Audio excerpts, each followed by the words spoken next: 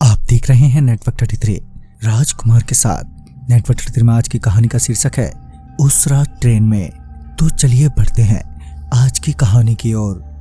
ये बात तब की है जब मेरी सहेली अपने माँ के साथ अपनी नानी के घर जा रही थी। वो दोनों स्टेशन पर सही समय पर पहुंच गए थे और अभी भी ट्रेन को आने में 15 मिनट का वक्त बाकी था।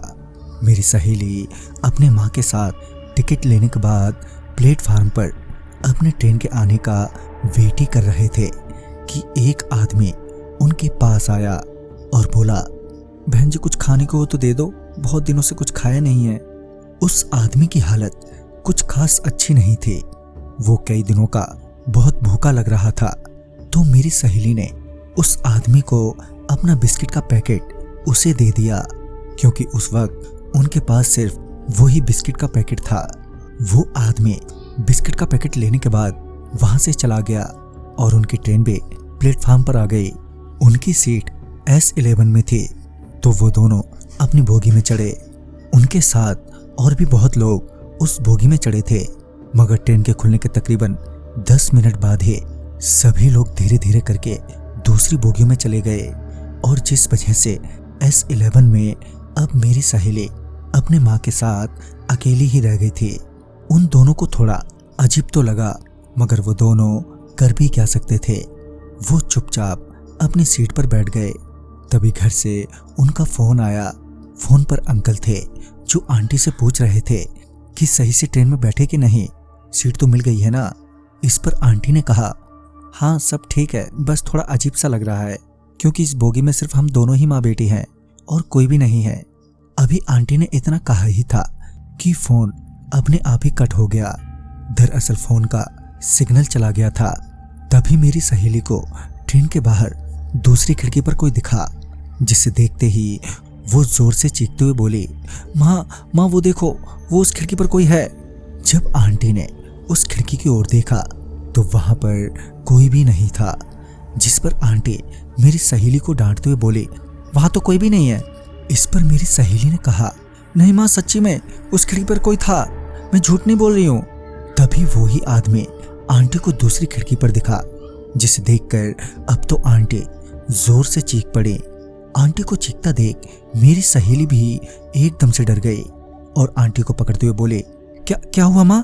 तो माँ ने कहा, मैंने अभी उस आदमी को वहां गेट पर खड़ा देखा। फिर डरते हुए मेरी सहेली ने गेट की तरफ देखा तो पाया कि कोई उनकी तरफ आ रहा है, जिसकी वजह से दोनों ही सहम गए। फिर जब वो आदमी नजर आया तो उन्हें पता चला कि वो तो ट्रेन का टीटी है। वो टीटी उनके पास आकर बोला, अपना टिकट दिखाइए। टिकट देखते हुए टीटी आसपास देख रहा था। टिकट चेक करने के बाद टिकट वापस देते हुए आंटी से बोला, कोई प्रॉब्लम तो नहीं है आपको यहाँ पर? इस पर आंटी थोड़ा हिचकिचाते हुए उस टीटी से बोली, सर आप विश्वास नहीं करोगे, हमें अकेले इस बोगी में डर लग रहा है, ऐसा लग रहा है कोई हम पर नजर रखे हुए है। इस पर टीटी जवाब देते हुए बोला, आप बेवजह चिंता कर रही हैं, यहाँ कुछ भी नहीं है, आप आराम से बैठो। और ये बोलकर वो टीटी वहां से चला गया। उस टीटी के जाते ही एक आदमी खून से लथपथ भागता हुआ आंटी के पास आकर नीचे गिर पड़ा, जिसे देखकर वो दोनों ही जोर जोर से चीखने लगे। वो आदमी जो खून से लथपथ था वो एकदम से गायब हो गया। उसके गायब होते ही टीटी भागता हुआ उनके पास आया और उनसे पूछा, अरे बहन जी आपने कोई आदमी देखा जो खून से लथपथ था? इस पर आंटी ने बताया कि हाँ सर, मगर वो गायब हो गया। इसके बाद उस टीटी ने आंटी और मेरी सहेली को उस बोगी से दूसरी बोगी में शिफ्ट कर दिया। कहते हैं कि वो आदमी एक मुसाफिर था जिसे कुछ बदमाशों ने उसी ट्रेन में भगा कर मारा था। ट्रेन में अच्छी खासी भीड़ होने के बावजूद भी किसी ने उसकी मदद नहीं की थी और अंत में उस मुसाफिर ने S11 में ही अपनी आखिरी सांस ली। उसके बाद से वो आदमी ऐसे ही नजर आ जाता है। तो दोस्तों इस कहानी में बस इतना ही। कहानी आपको पसंद आई हो तो लाइक शेयर करें और साथ ही हमें कमेंट बॉक्स में जरूर बताएं। तो मैं आपका दोस्त राजकुमार जल्द ही मिलूंगा ऐसी ही एक नई कहानी के साथ। तब तक के लिए बाय एंड टेक केयर।